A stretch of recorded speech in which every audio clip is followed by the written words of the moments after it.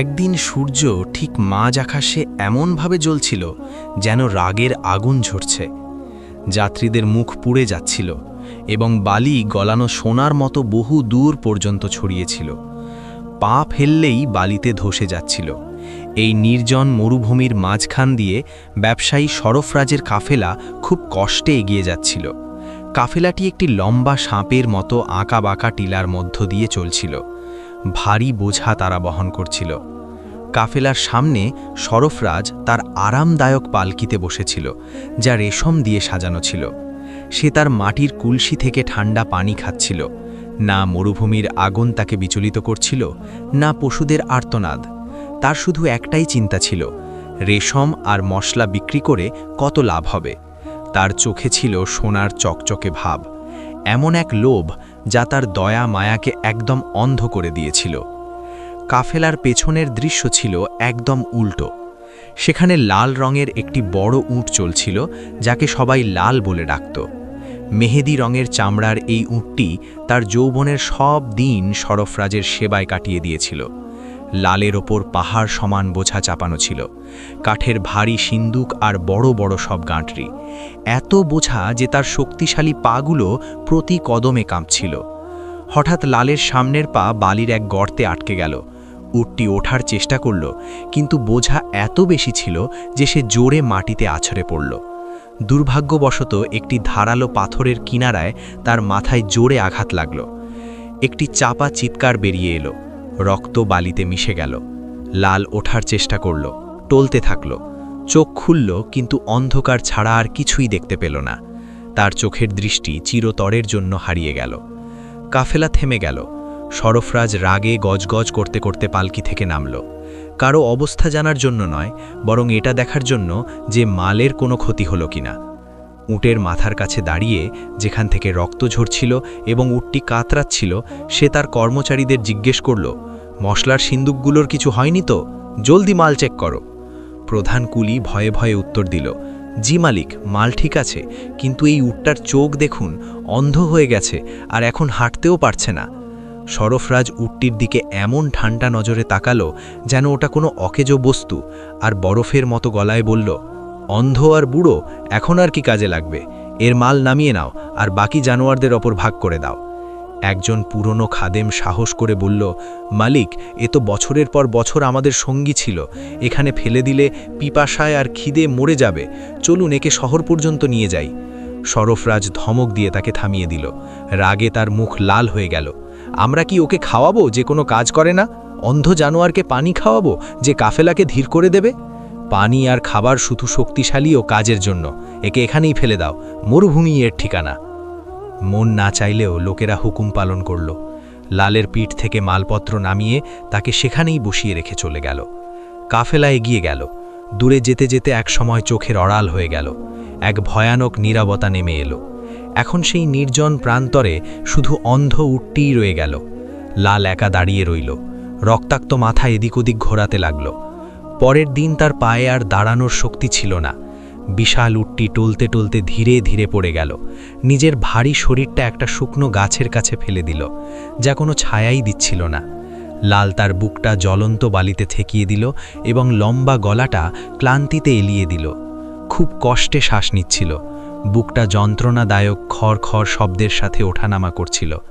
মাছিরা তার মাথার ক্ষতের চারপাশে জমা হলো, আর শকুন আকাশে চক্কর দিতে লাগল, নিজেদের ভোজের অপেক্ষায়। এই মুহূর্তগুলোতে লাল তার ভাগ্যের কাছে হার মেনে নিল। সে তার নিভে যাওয়া চোখের পাতা বন্ধ করে নিল আর একদম স্থির হয়ে গেল। শুধু এক ফোঁটা গরম চোখের জল নীরবে গড়িয়ে পড়ল। সেই তপ্ত দুপুরে যখন লাল ভাবল যে মৃত্যুই তার একমাত্র সঙ্গী হতে যাচ্ছে, তখন ভাগ্য তার দিকে এক রহমত বা দয়া পাঠিয়ে দিল, যা দুই পায়ে হেঁটে এলো। মরুভূমির ঢেউ খেলানো বালির মাঝখান দিয়ে একজন মানুষের ছায়া দেখা গেল, যে নিজের সামনে কিছু দুর্বল ছাগল তাড়িয়ে নিয়ে আসছিল। চারণভূমির অভাবে ছাগলগুলোর পাঁজরের হাড় বেরিয়ে গিয়েছিল। ইনি ছিলেন মাসুদ, একজন গরিব রাখাল, কিন্তু তার চোখে ছিল এক অদ্ভুত আলো, সন্তুষ্টি আর প্রশান্তির আলো, যা কারুনের ধনভাণ্ডার দিয়েও কেনা যায় না। মাসুদ যখন তার ছাগলের জন্য শুকনো ঘাস খুঁজতে ব্যস্ত ছিল, তখন বালিতে পড়ে থাকা সেই বিশাল প্রাণীটিকে দেখে থমকে গেল। সাবধানে কাছে এলো সে। তার বুকের ধরফরানি বেড়ে গেল। উটের মাথার কাছে পৌঁছে যে দৃশ্য দেখল তাতে তার বুক কেঁপে উঠল। একটি বিশাল প্রাণী তার শেষ নিঃশ্বাস নিচ্ছে। রক্ত তার মুখে শুকিয়ে আছে। মাসুদ তার কাঁধে ঝোলানো পানির মশকে হাত দিল এবং হালকা করে নাড়ল। হালকা শব্দ হল। ভেতরে মাত্র কয়েক ঢোক পানি বাকি ছিল, যা দিয়ে কোনো মতে সে নিজের দূরের কুড়েঘর পর্যন্ত পৌঁছাতে পারত। এক মুহূর্তের জন্য সে থমকে গেল। তার মনে এক নীরব দ্বন্দ্ব শুরু হল। যদি একে খাইয়ে দিই তবে আমার পানি শেষ হয়ে যাবে আর আমি পিপাসায় মারা যেতে পারি, আর যদি ফেলে যাই তবে একটা নিষ্পাপ প্রাণ মরে যাবে। মাসুদ পরিষ্কার নীল আকাশের দিকে তাকালো, তারপর উটের দিকে তাকালো, যে খুব দুর্বলভাবে নিজের ঠোঁট নাড়ল যেন মিনতি করছে। তার মনে পড়ল, আল্লাহর রহমত ভাগ করা যায় না। মাসুদ জ্বলন্ত বালিতে হাঁটু গেড়ে বসল, নিজের মশক খুলল এবং বিড়বিড় করে বলল, বিসমিল্লাহ, হয়তো আল্লাহ তোমাকে আমাদের মুক্তির কারণ বানিয়ে দেবেন, সেই দিন যখন না ধন সম্পদ কাজে আসবে না সন্তান। উটের ভারী মাথাটা তুলে নিজের রানের ওপর রাখল, তারপর মশকের মুখ জানোয়ারটির মুখের কাছে আনল এবং ধীরে ধীরে পানি ঢালতে শুরু করল। যখন ঠান্ডা পানি লালের শুকনো গলা স্পর্শ করল তার শরীর হালকা কেঁপে উঠল। সে পানির ফোঁটাগুলো ব্যাকুল হয়ে গিলতে লাগল, যেন জীবনের রক্ত আবার তার শরীরে বইতে শুরু করেছে। মাসুদ শেষ ফোঁটাটুকুও ঢেলে দিল, তারপর নিজের পাগড়ির একটা টুকরো ছিঁড়ল। পানির বাকি আর্দ্রতা দিয়ে সেটা ভিজিয়ে মমতা আর ভালোবাসার সাথে উটের নিভে যাওয়া চোখ থেকে রক্ত আর বালি পরিষ্কার করতে লাগল। মাসুদ মায়ামাখা গলায় তার সাথে কথা বলতে শুরু করল, যেন কোনো মানুষের সাথে কথা বলছে। কোনো ভয় নেই রে বেচারা, কোনো ভয় নেই। মানুষ তোমার ওপর জুলুম করেছে, কিন্তু মানুষের রব অতি দয়ালু এবং সর্বজ্ঞানী। 1 ঘণ্টা আরামের পর মাসুদ উটটিকে দাঁড় করানোর চেষ্টা করল। কাজটা কঠিন ছিল। উটটি বিশাল এবং অন্ধ, কিন্তু রাখালের ধৈর্য আর দৃঢ়তায় এবং সেই অচেনা মানুষের স্পর্শে নিরাপদ অনুভব করে জানোয়ারটি নিজের গায়ে জোর আনল এবং টলে টলে দাঁড়িয়ে পড়ল। মাসুদ কাটা রশির আগা ধরল এবং নিজের কাঁধে ফেলল। তারপর খুব ধীরে ধীরে উটটিকে নিজের কুড়ে ঘরের দিকে নিয়ে যেতে শুরু করল। যখনই সে টলে যেত মাসুদ ফিসফিস করে বলত, এসো, আমার গলার আওয়াজ অনুসরণ করো, এখন আমিই তোমার চোখ। দুজন সন্ধ্যার সূর্যের নিচে হাঁটতে লাগল, একজন গরিব মানুষ আর একটা অন্ধ উট। এক অদৃশ্য সম্পর্ক তাদের জুড়ে দিয়েছিল, যার রশির চেয়েও অনেক বেশি মজবুত। যখন মাসুদ তার মাটির তৈরি সাধারণ কুড়েঘরে পৌঁছল, যা সেই বিশাল প্রান্তরে একটা ছোট্ট ঢিবির মতো মনে হচ্ছিল, কুড়েঘরটি সাধারণ ছিল। খেজুর পাতার ছাদ, ফাটল দরা দেয়াল, কিন্তু তাতে সেই উষ্ণতা ছিল যা বাদশাহদের প্রাসাদেও নেই। তার স্ত্রী হালিমা তাদের স্বাগত জানাতে বাইরে এলো। যখন সে তার স্বামীর পেছনে দিগন্ত ঢেকে দেওয়া সেই বিশাল মেহমানকে দেখল, তখন অবাক হয়ে ভুরু কুঁচকে বলল, ওগো মাসুদ, তুমি এক বিশাল মেহমান নিয়ে এসেছ, অথচ আমাদের নিজেদের পেট ভরানোই কঠিন। একে? মাসুদ উটটিকে দরজার কাছে কাঠের খুঁটিতে বাঁধল এবং কপাল থেকে ঘাম মুছতে মুছতে বিশ্বাসের হাসি হেসে বলল, ভয় পেও না, এর রিজিক কার সাথে আসবে জানো? হালিমা দীর্ঘশ্বাস ফেলল এবং উটের সাদা নিভে যাওয়া চোখের দিকে তাকাল। তাতে এক হৃদয় বিদারক শূন্যতা দেখে তার মন ছুঁয়ে গেল। ভেতরে দৌড়ে গেল এবং রাতের খাবারের জন্য যা ছিল নিয়ে এলো, কয়েকটা শুকনো খেজুর আর জবের শক্ত রুটির টুকরো। পুরনো মাদুরে বসে মাসুদ ছোট রুটিটা 3 ভাগ করল, 1 ভাগ নিজের জন্য, 1 ভাগ স্ত্রীর জন্য এবং সবচেয়ে বড় অংশটি নিজের হাতের তালুতে রেখে উটকে দিল। লাল মাসুদের হাত থেকে খুব সাবধানে খেল, যেন সে অনুভব করতে পারছিল ওই লোকমাটিতে কতটা ত্যাগ মিশে আছে।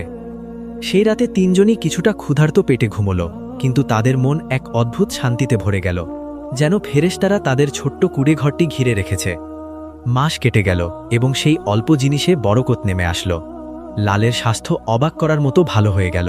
তার কুজ আবার চর্বিতে ভরে গেল এবং শরীর মাংস আর শক্তিতে ভরে গেল। তার চামড়া সূর্যের নিচে এমনভাবে চকচক করতে লাগল যেন গলানো সোনা। যদিও তার দৃষ্টিশক্তি ফিরে এলো না, কিন্তু তার অন্তর্দৃষ্টি অদ্ভুতভাবে খুলে গেল। সে দূর থেকে মাসুদের পায়ের শব্দ চিনে নিত, কান নাড়াত এবং খুশি হয়ে শব্দ করত যখনই তার মালিক কাছে আসত। মাসুদ চাঁদনি রাতে তার কাছে বসত, নিজের পিঠ তার গরম শরীরে ঠেকিয়ে দিয়ে তাকে নিজের মনের কথা শোনাত, যেন কোনো গভীর বন্ধুকে বলছে। মাসুদ জানত না, যখন সে ওই বিশাল জানোয়ারটির দিকে তাকাত, যে আল্লাহ ওই উটের পায়ের নিচে তার জন্য এক কাছের বিজয়ের চাবি লুকিয়ে রেখেছেন। মাসুদ মজবুত রশি লালের গলায় বাঁধত এবং তার আগা নিজের হাতে ধরত। এক শরীরের মতো তারা একসাথে চলত, রাখাল তার চোখ দিয়ে আর উট তার শক্তি আর অনুভূতি দিয়ে। তারা মরুভূমির গভীরে চারণভূমির খোঁজে বের হতো, যেখানে অন্য রাখালদের পা পড়েনি, যেখানে মানুষের নজর থেকে দূরে বুনো ঘাস জন্মাত। এক মেঘলা দুপুরে, যখন আকাশ ছাই রঙা মেঘে ঢাকা ছিল, যা দূরের বৃষ্টির খবর দিচ্ছিল, মাসুদ আর তার পাল এক নামহীন এলাকায় পৌঁছালো, যা অদ্ভুত পাথুরে আকৃতিতে ভরা ছিল। সেখানে একটি বড় একা পাথর মাটি থেকে এমনভাবে বেরিয়েছিল যেন শিকারী শিকারের অপেক্ষায় বসে আছে। যেমনই সেই পাথরের ছায়ার কাছে পৌঁছালো, লাল নিজের জায়গায় থমকে গেল, যেন বিদ্যুৎ স্পৃষ্ট হয়েছে। মাসুদ আলতো করে রশি টানল। চলো, এখন আরামের সময় নয়। কিন্তু উট নড়ল না, নিজের মাথা ওপর নিচ করতে লাগল, যা ছিল তার ঘাবড়ানোর লক্ষণ। তার চওড়া নাসারন্ধ্র কাঁপছিল, সে জোরে বাতাস টেনে নিচ্ছিল, একটা ফস শব্দ করছিল, যেন কোনো পরিচিত গন্ধ শুকছে যা অনেক দিন ধরে নিখোঁজ। হঠাৎ লাল তার স্বাভাবিক নীরবতা ভাঙল এবং এক লম্বা করুণ ডাক দিল। তারপর হাঁটু গেড়ে বসল এবং নিজের মুখ পাথরের কাছে এক বিশেষ জায়গার কাছে আনল। গভীরভাবে আর ব্যাকুল হয়ে মাটি শুকতে লাগল। শুধু তাই নয়, নিজের সামনের শক্তিশালী পা দিয়ে মাটিতে আঘাত করতে লাগল। বালি খুঁড়ছিল আর পেছনে ছুঁড়ছিল, এক অদ্ভুত জেদের সাথে, যা মাসুদ আগে কখনো দেখেনি। মাসুদ অবাক হয়ে দাঁড়িয়ে রইল, তাকে দেখতে লাগলো আর মনে মনে বলল, হয়তো পানির গন্ধ পেয়েছে। অনেক কষ্টে তাকে সেখান থেকে সরালো এবং কুঁড়ে ঘরে ফিরে এলো।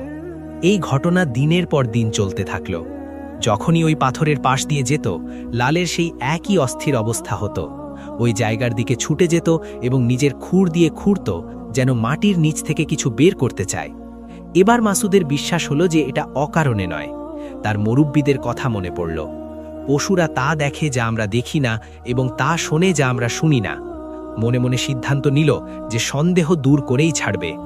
পরদিন সকালে মাসুদ চড়াতে গেল না, বরং একটা পুরনো লোহার গাইতি নিল এবং লালকে সোজা সেই নির্দিষ্ট পাথরের দিকে নিয়ে গেল।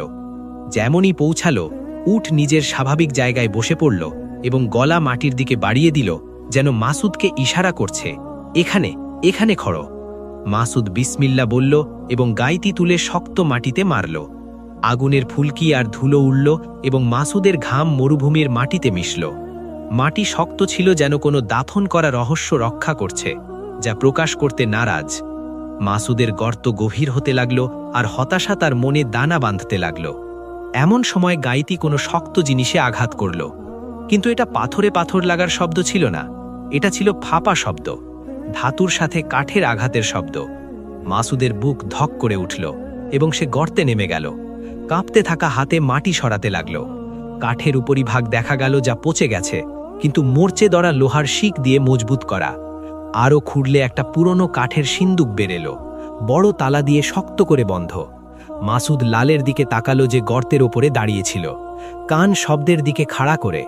সেই নিস্তব্ধতায় গরিব রাখাল বুঝতে পারল যে ওই অন্ধ জানোয়ার তাকে শুধু সোনার খনি পর্যন্ত পৌঁছায়নি, বরং এক ভয়ঙ্কর রহস্য পর্যন্ত পৌঁছে দিয়েছে, যা মরুভূমির বালি আর মানুষের বিশ্বাসঘাতকতা দাফন করে রেখেছিল। মাসুদ মূর্চে দড়া তালায় পাথর দিয়ে জোরে আঘাত করল। মূর্চে দড়া লোহা ভেঙে গেল এবং একটা কষ্টদায়ক শব্দ হল। কাঁপতে থাকা হাতে ভারী ঢাকনা তুলল। সিন্দুক থেকে চামড়ার গন্ধ মেশানো ধন সম্পদের গন্ধ এলো। মাসুদ শ্বাস আটকে ফেলল। তার চোখ সিন্দুক ভরা সোনার চকচকে আলোয় ঝলসে গেল। থরে থরে সাজানো সোনার মুদ্রা আর দামি পাথর বসানো হার, এত সম্পদ যে পুরো শহর কেনা যাবে। কিন্তু সোনার স্তূপের নিচে চামড়ার পুরনো কাগজের বান্ডিল তার নজর কাড়ল। হাত বাড়িয়ে সেগুলোর একটা তুলল, কারণ সে খুব কষ্টে পড়তে পারত। কাগজ নিজের চোখের কাছে আনল এবং কাপা গলায় পড়ল, বাগান বিক্রির চুক্তি, এতিমদের সম্পত্তি, জাল বন্ধক, ব্যবসায়ী সরফরাজ। তার চোখ ভয়ে বড় হয়ে গেল। বাকি কাগজগুলো হাতালো এবং সবগুলোর একই অবস্থা, এমন সব দলিল যা সরফরাজকে চুরি, ঘুষ এবং দুর্বলদের সম্পদ দখলের অপরাধে দোষী প্রমাণ করে। মাসুদ সেই মুহূর্তে বুঝতে পারল যে তার হাতে শুধু ধনভাণ্ডার নয়, বরং শহরের সবচেয়ে ক্ষমতাবান ব্যবসায়ীর বিরুদ্ধে প্রমাণ আছে। এই সিন্দুক সরফরাজের সব গোপন পাপের ভাণ্ডার, যা সে মানুষের নজর থেকে দূরে মরুভূমিতে দাফন করে রেখেছিল। যখন তার মাথায় এই ভয়ঙ্কর সত্য হজম করতে ব্যস্ত, বাতাস হঠাৎ শীষ দিয়ে উঠল। নিজের সাথে আরেকটা শব্দ নিয়ে এলো, খুঁড়ের আওয়াজ, যা মাটিতে জোরে আঘাত করছে এবং মানুষের চিৎকার কাছে আসছে। লাল হঠাৎ দাঁড়িয়ে গেল, কান দিগন্তের দিকে তাক করে এবং ভয়ে মাটিতে পা ঠুকতে লাগল। মাসুদ মাথা তুলল এবং যেদিকে উট কান পেতেছিল সেদিকে তাকালো। তার শিরায় রক্ত জমে গেল। 1 মাইল দূরে ঘন ধুলো উড়ল। তার ভেতর থেকে কালো ঘোড়া বেরিয়ে এলো। তাদের সাওয়ারিরা শয়তানের মতো ছুটছিল। গাঢ় রঙের পাগড়িতে মুখ ঢাকা, তলোয়ার সূর্যের নিচে চকচক করছিল। মাসুদ ভয়ে বিড়বিড় করল, মনে হয় এরা সরফরাজের লোক, খাজানা দেখতে এসেছে। ভাবার সময় ছিল না। মাসুদ জলদি সিন্দুক বন্ধ করল এবং অনেক কষ্টে তুলে রশি দিয়ে উটের পিঠে বাঁধল। তারপর নিজের ছাগলগুলোর দিকে ফিরে চিৎকার করে বলল, যেন তারা ছড়িয়ে গিয়ে নিজেদের প্রাণ বাঁচায়। লালের লাগাম শক্ত করে ধরল এবং চিৎকার করল, চলো আমার সাথী, হয় মুক্তি নয়তো মৃত্যু। সাওয়ারিরা পাথরের কাছে মাসুদ আর উটের ছায়া দেখল এবং তাদের চিৎকার শোনা গেল, ওখানে কেউ ঢুকেছে, পালানোর আগে ধরো। ঘোড়াগুলো তীরের মতো তাদের দিকে ছুটে এলো। মাসুদ উটকে টানতে টানতে দৌড় দিল, খোলা মরুভূমির দিকে নয় যেখানে কয়েক মিনিটে ধরা পড়ে যেত, বরং কাছের এক পাথুরে পাহাড়ের দিকে, যা ফাটল আর ঢালুতে ভরা, যা ঘোড়ার পা ভেঙে দিতে পারে, কিন্তু উটের পায়ে সমস্যা হবে না। শ্বাস দ্রুত পড়ছিল এবং খুঁড়ের আওয়াজ কাছে আসছিল, হাতুড়ির মতো শব্দ। মাসুদ আর উট পাথুরে পাহাড়ের নিচে পৌঁছালো এবং ধারালো পাথরের মাঝ দিয়ে উপরে উঠতে শুরু করল। ধাওয়াকারীদের ঘোড়ার পা নিচে পিছলে গেল, তাই তারা নেমে পায়ে হেঁটে ধাওয়া শুরু করল। এলোপাথারি তীর ছুটছিল, যা মাসুদ আর উটের আশেপাশের পাথরে লাগছিল। যখন তীর বৃষ্টির মতো পড়ছিল, মাসুদ পাহাড়ের দেওয়ালে একটা সরু ফাটল দেখল, যা দূর থেকে খুব কষ্টে দেখা যায়। মাসুদ উটকে চিৎকার করে বলল, এদিকে, এবং বিশাল উটকে ঠেলে ওই ফাটলে ঢুকিয়ে দিল। তারপর নিজে তার পেছনে ঢুকল। ফাটলটি ছিল একটা গুহার দরজা, যা পাহাড়ের গভীরে অন্ধকার শিরার মতো ছড়িয়েছিল। দরজা দিয়ে কয়েক কদম ভেতরে ঢুকতেই এক গভীর ভারী অন্ধকার তাদের গ্রাস করল, যেন কালো পর্দা হঠাৎ নেমে পড়েছে। এখানে এক অদ্ভুত পরিবর্তন ঘটল। মাসুদ, যে চোখে দেখতে পেত এবং পথ দেখাচ্ছিল, হঠাৎ থেমে গেল। তার নড়াচড়া বন্ধ হয়ে গেল। অন্ধকারে চোখ বড় বড় করে তাকালো, কিন্তু গভীর কালো ছাড়া কিছুই দেখতে পেল না। শূন্যে ভয়ে হাত বাড়ালো, একটা পাথরে হোঁচট খেল এবং পুড়তে পুড়তে বাঁচল। এক মুহূর্তে অন্ধকারের রাজত্বে সে অন্ধ হয়ে গেল। পাথুরে দেওয়ালে ধাক্কা না খেয়ে এক কদমও এগোতে পারছিল না। কিন্তু লাল অন্ধ উট, তার অবস্থা ছিল একদম আলাদা। সেই অন্ধকারে, যেখানে চক্ষুমান আর অন্ধ সমান, উটের অন্যান্য ইন্দ্রিয় জেগে উঠল নেতৃত্ব নেওয়ার জন্য। লাল বছরের পর বছর অন্ধকারে থাকতে অভ্যস্ত ছিল, তাই আলোর অভাব তাকে বিচলিত করল না। উট অবাক করা আত্মবিশ্বাসের সাথে চলতে লাগল, নিজের চওড়া খুর সাবধানে এবং শক্তভাবে ফেলছিল। সুরঙ্গে বয়ে যাওয়া ঠান্ডা বাতাসের প্রবাহ শুঁকছিল, যাতে বের হবার রাস্তা বা গভীরতা বোঝা যায়, আর নিজের শব্দের প্রতিধ্বনি দিয়ে জায়গার দূরত্ব অনুভব করছিল, যাতে দেওয়ালের সাথে ধাক্কা না খায়। মাসুদ তার বিশ্বাসী মন দিয়ে পরিস্থিতির গভীরতা বুঝে ফেলল। উটের কাছে এলো এবং রশি দিয়ে টানার বদলে পেছনে চলে গেল এবং উটের ল্যাজ ধরল। মাসুদ কাঁপা গলায় ফিসফিস করে বলল, সুবহানাল্লাহ, যিনি তোমার দৃষ্টি কেড়ে নিয়েছেন কিন্তু অন্তর্দৃষ্টি দিয়েছেন। তুমি আমাকে পথ দেখাও, এখন আমি অন্ধ আর তুমি চক্ষুমান। গুহার বাইরে পাথুরে পাদদেশে সরফরাজের সাওয়ারিরা অন্ধকার ফাটলের সামনে থেমে গেল। তাদের মুখে হতাশা আর ভয়ের ছাপ ছিল। তাদের সর্দার, বিশাল দেহ আর বিকৃত চেহারার লোকটা ঘোড়া থেকে নামল এবং সাবধানে দরজার কাছে এলো, কিন্তু ভেতর থেকে আসা ঠান্ডা বাতাসের ঝাপটা তার মুখে লাগতেই সে এক কদম পিছিয়ে গেল। মরুভূমির মানুষের বিশ্বাস ছিল যে এই গভীর ফাটলগুলো জিন আর আত্মাদের থাকার জায়গা, এবং খুবই কমই কেউ খুশি মনে ভেতরে যাওয়ার সাহস করত। তাদের মধ্যে একজন চিৎকার করল, আমরা ওই অন্ধকার জাহান্নামে তার পেছনে যাব না, পাহাড়ের সুরঙ্গে চিরকালের জন্য হারিয়ে যেতে পারি। সর্দার ঘৃণার সাথে উত্তর দিল, চোখ দিয়ে আগুন বের হচ্ছিল, তাহলে ও বের হবে না। যদি পাহাড় ওকে গিলে ফেলে থাকে, তবে ওটাকেই ওর কবর বানিয়ে দিই। খিদে আর পিপাসায় অন্ধকারে মরুক, আর সরফরাজের গোপন রহস্য ওর সাথেই দাফন হোক। সর্দার ফাটলের দরজার উপরে একটা বড় ঝুলন্ত পাথরের দিকে ইশারা করল এবং তার লোকদের চিৎকার করে বলল, এসো, ওই পাথরটা ঠেলো, দরজা বন্ধ করে দাও। লোকেরা জমা হলো এবং গায়ের জোরে পাথরটা ঠেলতে লাগলো। নিজেদের বর্ষা দিয়ে সেটা নাড়ানোর চেষ্টা করতে লাগলো। পাথরটা ধীরে ধীরে নড়তে শুরু করলো এবং বিপদের সংকেত দিয়ে ঘর্ষণের শব্দ করল। সুরঙ্গের গভীরে দূরত্ব থাকা সত্ত্বেও মাসুদের কানে পাথরের ঘর্ষণের শব্দ আর দেওয়ালের কম্পন পৌঁছল। নিজের বুদ্ধি দিয়ে বুঝে ফেলল তারা কি করার মতলব করছে। যদিও তারা তাকে মারতে এসেছিল, কিন্তু মাসুদের অন্তর, যা কখনো ঘৃণা জানত না, নিজের শত্রুদের ওপরও দয়া করতে চাইল। মাসুদ জোর গলায় চিৎকার করল, গুহার প্রতিধ্বনির সুবিধা নিয়ে, যা আওয়াজকে মেঘের গর্জনের মতো বাড়িয়ে দিল। থামো, পাহাড় ফাটা, আমার আগে তোমরাই মারা যাবে। কিন্তু লোভ আর তাদের মনের শয়তানি আওয়াজ অনেক বেশি চড়া ছিল। ঠেলা অব্যাহত রাখল। হঠাৎ দরজা বন্ধ করার জন্য পাথর ফেলার বদলে তার জোর নড়াচড়া তাদের পায়ের নিচের নরম মাটি আলগা করে দিল। এক ভয়ানক শব্দ হল এবং তাদের নিচের মাটি ফেটে গেল।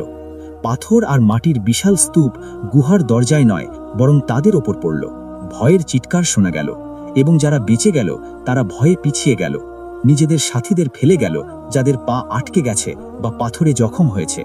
তারা ভাবল পাহাড়ের রক্ষীরা তাদের ওপর রেগে গেছে। তাদের মনে আতঙ্ক ঢুকে গেল। না খজানার কথা ভাবল, না দরজা বন্ধ করার কথা, বরং নিজেদের ঘোড়ার দিকে দৌড় দিল। কিছুই না বাঁচিয়ে নিজেদের অস্ত্র আর মালপত্র ফেলে পালালো। এতে শিক্ষা রয়েছে যাদের শিক্ষা নিতে চায়। খারাপ ষড়যন্ত্রের পরিণাম শুধু ষড়যন্ত্রকারীদের ওপরেই আসে। অনেকক্ষণ পর যখন পুরোপুরি নীরবতা নেমে আসলো, লাল পাথুরে ফাটল থেকে বেরিয়ে এলো। তার পেছনে মাসুদ ছিল। কিছুক্ষণের জন্য আলো মাসুদের চোখ ধাঁধিয়ে দিল, কিন্তু যখন আলোর সাথে মানিয়ে নিল, তখন সেই ধ্বংসের চিহ্ন দেখল যা তার শত্রুদের উপর নেমে এসেছে, এবং কিভাবে আল্লাহ তাকে একটা সতর্কবাণী দেওয়া থেকে বাঁচিয়ে নিলেন, যা দিয়ে তাদের ভালো চেয়েছিলেন, আর সেটাই তার মুক্তির কারণ হল। মাসুদ শহরের দিকে রওনা দিল। দিনের আলোয় শহরের বড় দরজা দিয়ে প্রবেশ করল, লালকে সামনে নিয়ে, যাকে এক বিশাল পাহাড়ের মতো লাগছিল। তার পিঠে মাসুদ কাঠের সিন্দুকটা তুলেছিল, যা পুরনো কাপড় দিয়ে ঢাকা ছিল। বাজার ছিল কোলাহলে পূর্ণ। দোকানদাররা ডাকছিল আর ক্রেতারা দরাদরি করছিল। বাজারের মাঝখানে ব্যবসায়ীদের আসরে সরফরাজ এক উঁচু চৌকিতে বসেছিল, যা বিদেশি গালিচা দিয়ে সাজানো ছিল। হাতে দামি তসবিহ ছিল এবং জোর গলায় হাসছিল। এক নতুন চুক্তিতে সই করার পর, যা সে এক ছোট অসহায় ব্যবসায়ীর কাছ থেকে ছিনিয়ে নিয়েছিল। ছোট ব্যবসায়ী সরফরাজের সামনে কাঁদতে কাঁদতে দাঁড়িয়েছিল। হুজুর, এটা জুলুম। আপনি আমাকে নষ্ট মাল বেচেছেন আর এখন ফেরত নিতে চাইছেন না। এটা আমার আর আমার বাচ্চাদের টাকা। সরফরাজ নিষ্ঠুরভাবে ধমক দিল, চুক্তিই আইন। তুমি নিজের হাতে সই করেছ। যাও, চাইলে কাজীর কাছে নালিশ করো। আইন বোকাদের রক্ষা করে না। ঠিক সেই মুহূর্তে ভিড়ের মাঝ থেকে এক ভরাট আত্মবিশ্বাসী আওয়াজ ভেসে এলো, সত্যি বলেছ হে সরফরাজ, আইন বোকাদের রক্ষা করে না, কিন্তু আল্লাহ মজলুমদের সাহায্য করেন, তা একটু দেরিতে হলেও। সরফরাজের নজর উটের উপর আটকে গেল। ঘাবড়ে গিয়ে হাত থেকে তসবিহ পড়ে গেল। ওই উটটাকে সে খুব ভালো করে চেনে। এটা লাল, যাকে সে 1 বছর আগে মরুভূমিতে মরার জন্য ফেলে এসেছিল। কিভাবে ফিরে এলো আর কিভাবে এত শক্তি আর শান নিয়ে দেখাচ্ছে? সরফরাজ কাঁপা গলায় বিড়বিড় করল, এ অসম্ভব। মাসুদ জটলার মাঝখানে দাঁড়িয়ে গেল এবং জোর গলায় বলল, যা সবাই শুনল, হে ব্যবসায়ীরা, হে শহরবাসী, তোমরা কি এই উটটাকে চেনো? এ সেই উট যে নিজের জীবন এই লোকের সেবায় কাটিয়ে দিয়েছে, আর যখন অসুস্থ আর অন্ধ হলো, তখন একে মরুভূমিতে না খাইয়ে মারার জন্য ফেলে দিল। কিন্তু আল্লাহ, যিনি গর্তের পিঁপড়েকেও ভোলেন না, একে আমার কাছে নিয়ে এলেন এবং এর উসিলায় আমাকে সেই রিজিক দিলেন, যা আমি স্বপ্নেও দেখিনি। মাসুদ ইশারা করল। সিন্দুক উটের পিঠ থেকে নামানো হলো এবং সবার সামনে রাখা হলো। তারপর কাপড় সরালো এবং ভাঙা তালাটা পা দিয়ে লাথি মারল। সিন্দুক খুলে গেল এবং ভেতরের জিনিসপত্র দেখা গেল। লোকেরা সোনা দেখে বিস্ময়ে আ করে উঠল, কিন্তু মাসুদ সোনার পরোয়া করল না, বরং হাত বাড়িয়ে চামড়ার দলিলের বান্ডেল বের করল এবং উঁচিয়ে ধরল। মাসুদ বলল, তার চোখ সরফরাজের চোখের দিকে তীরের মতো বিঁধছিল, এই অন্ধ উট আমাকে শুধু সোনা পর্যন্ত নেয়নি, বরং তোমার দাফন করা বিবেক পর্যন্ত নিয়ে গেছে। হে সরফরাজ, এইগুলো সেই জমির দলিল যা তুমি এতিমদের কাছ থেকে চুরি করেছ। এইগুলো ঋণের জাল কাগজ যা তুমি ব্যবসায়ীদের নামে মিথ্যে বানিয়েছ। আর এগুলো ঘুষের চিঠি যা তুমি ডাকাতদের দিয়েছ, যাতে তোমার কাফেলা নিরাপদ থাকে আর অন্যদের কাফেলা লুট হয়ে যায়। সরফরাজের মুখ ফ্যাকাশে হয়ে গেল এবং সে নিজের লোকদের চিৎকার করে ডাকার চেষ্টা করল, ওকে ধরো, ও মিথ্যেবাদী, এই সিন্দুক আমার বাড়ি থেকে চুরি হয়েছে। কিন্তু বৃথা। ব্যবসায়ীদের মুরব্বী, একজন সম্মানিত ও বয়স্ক ব্যক্তি এগিয়ে এলেন এবং একটা দলিল তুলে পড়লেন। তারপর সরফরাজের দিকে ঘৃণার চোখে তাকিয়ে বললেন, এ তো তোমার হাতের লেখা আর শিলমোহর, হে সরফরাজ, আল্লাহ তোমাকে এক বোকা জানোয়ার আর এক ছাগলের হাতে অপমানিত করলেন। লোকেরা সরফরাজের চারপাশে জমা হতে লাগলো এবং রাগের আওয়াজ বাড়তে লাগলো। চোর, জালেম! সরফরাজের লোকেরা লজ্জা আর জনগণের রাগের ভয়ে পিছিয়ে গেল।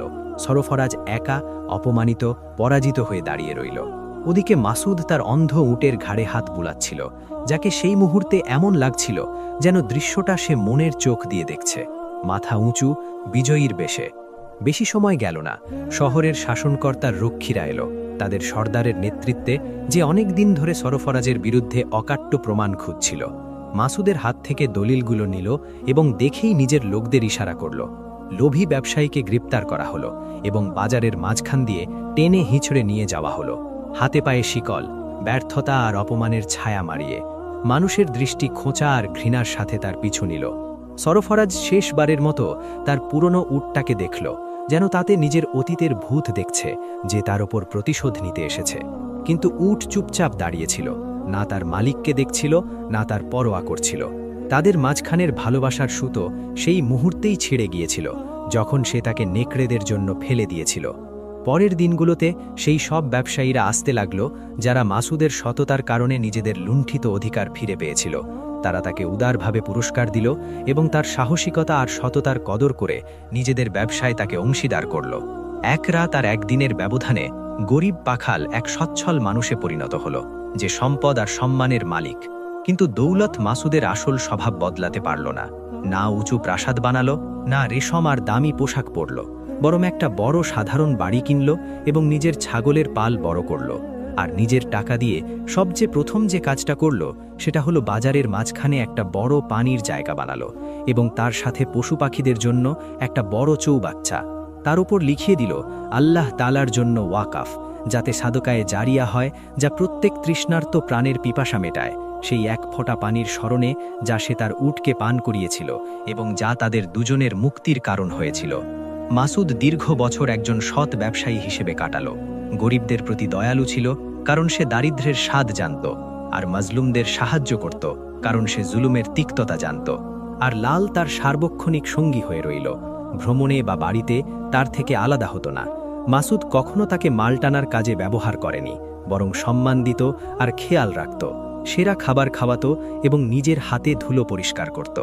সেই সফরের শেষে দীর্ঘ বছর পর মাসুদ বসেছিল, মাথা সাদা চুলে ভরা, এক প্রশান্ত দিনের সূর্যাস্তের সময় নিজের বাড়ির দরজার সামনে। তার পাশে বুড়ো হুঁট শান্তিতে বসেছিল। বার্ধক্য তাকে গ্রাস করেছে আর শরীর বুড়িয়ে গেছে, কিন্তু সে সেই নিরাপত্তা পেয়েছিল যা যৌবনের শক্তিতেও পায়নি। মাসুদ তার কাঁপা হাত বাড়ালো এবং ভালোবাসার সাথে তার মাথায় হাত বুলালো, হাসল এবং চোখে জল ভরে এলো। ফিসফিস করে বলল, সুবহানাল্লাহ, যিনি তোমাকে আমার জন্য বশ করেছেন এবং আমাকে তোমার জন্য। ওরা ভেবেছিল তুমি অন্ধ, কোনো কাজের নও, অথচ তুমিই ছিলে অন্তর্দৃষ্টি সম্পন্ন, যে আমাকে আলোর পথ দেখিয়েছ। আর ওরা ভেবেছিল আমি গরিব, কিছুই নেই আমার, অথচ তুমিই ছিলে আমার সেই খাজানা, যা কখনো শেষ হয় না। উট তার মাথা মাসুদের হাঁটুর উপর রাখল এবং চোখের পাতা বন্ধ করে নিল, যেন নীরবে হাসছে। এখানে শেষ সূর্যের রশ্মি দিগন্তে হারিয়ে যাওয়ার সাথে সময়ের সেই জ্ঞান গুমড়ে ওঠে, যা এই দুই সঙ্গী লিখেছিল। চোখ পথ হারাতে পারে আর সত্য থেকে অন্ধ হতে পারে, কিন্তু বিশ্বাসী হৃদয়ে কখনো পথ ভলে না। আর প্রকৃত পরিদ্র পকেটের শূন্যতা নয়, বরং বিবেকের পরিদ্র আর দয়ার মৃত্যু। যে ঊষর জমিতে নেকির বীজ বনে, আল্লাহ তার জন্য সেখান থেকে বৃষ্টি পাঠান, যেখান থেকে সে আশাই করে না। প্রিয় বন্ধুরা, আশা করি আজকের এই ভিডিওটি আপনাদের ভালো লেগেছে। যদি ভিডিওটি ভালো লাগে, তবে কমেন্টে জানান আপনারা ভিডিওটি কোথা থেকে দেখছেন। আমাদের চ্যানেলটি সাবস্ক্রাইব করে দেবেন। ভিডিওটি দেখার জন্য অনেক অনেক ধন্যবাদ।